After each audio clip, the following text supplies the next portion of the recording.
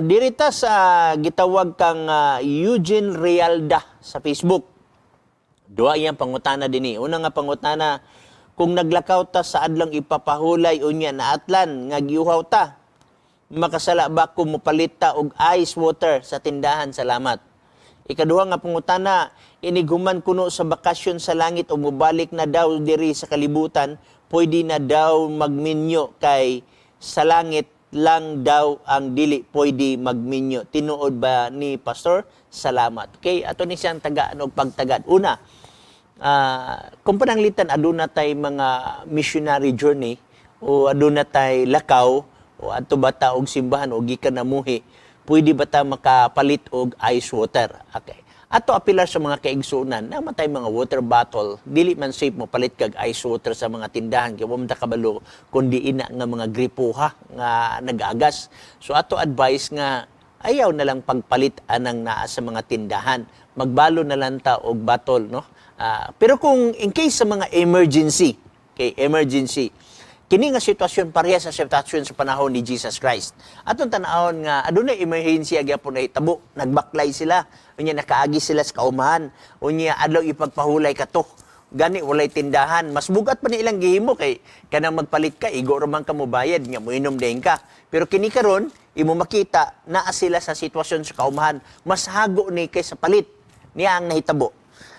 Mateo kapitulo 12 atong tanaw, no? Kapitulo 12 versikulo 1. Niadtong panahona si Jesus naglakaw agi sa kaumahan sa adlaw nga igpapahulay og ang iyang mga tinun-an gipanggutom og sila misugod sa pagpangutlog mga uhay og nangaon. Mas bugat to kay gutom to. Kaon to kini atong pangutana, tubig ra ni moinom ra ni tungod sa kauhaw. Pero nangaon sila. Kana bitaw mo agi ka sa kaumahan, mukutlo kag uhay alang sa mga Hudiyo, nangani na ka. Kung imo nang buakon ang uhay alang sa mga Hudiyo, nagaling na ka. Plus imo pag yung kaunon, mas hago ni kaysa nagpalit ka og ice water. Kay gani, dili man bawal mo sakay gani ka og jeep. Gikan sa inyong balay, paingon sa simbahan, magbayad man gani ka, magpliti man gani ka.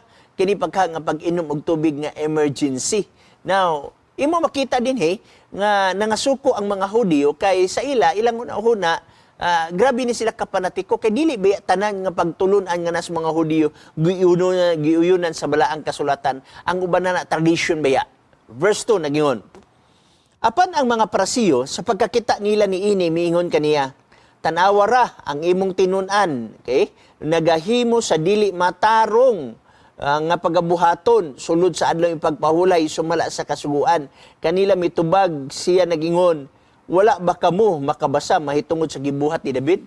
So imo makita nga nag-quote si Jesus Christ og biblical passage. Kay sa mga emergency manggod si David misulod sa templo og bikaon sa tinapay nga wala gitugutan sa mga tao ang pagsulod sa templo og pagkaon sa tinapay. Apan wala pakasad si David tungod kay ang issue ato ang iyang kagutom. Remember sa Marcos 2:27 nagingon ang adlaw pagpahulay gibuhat alang sa tao.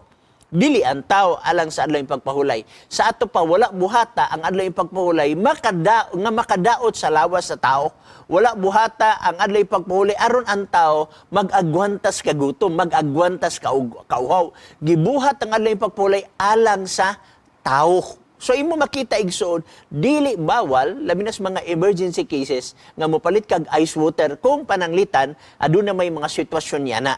Pero kung dili emergency cases, mas maayo magbalon ta og water bottle, ibutang nato kay nga naman mas safe na kaysa mopalit kag ice water di sa kilid nga wala ka kabalo kung asa nagikuha. Wa ka kabalo nga nangunaw ba ang tao sa kamot niya na sa dihang nagputos siya sa tubig diha sa silupin, no? So, mas safe ang magdala og water bottle. Pero, in case of emergency, sama sa akong gibasa, ang mga apostolis nagbaklay, nakaagi dito sa kaumahan, gigutom sila, nangutlo sila og uhay, nahitabo sa adlaw ipagpahulay, apan wala sila pakasada. Okay? So, daghang salamat niya na igsuon.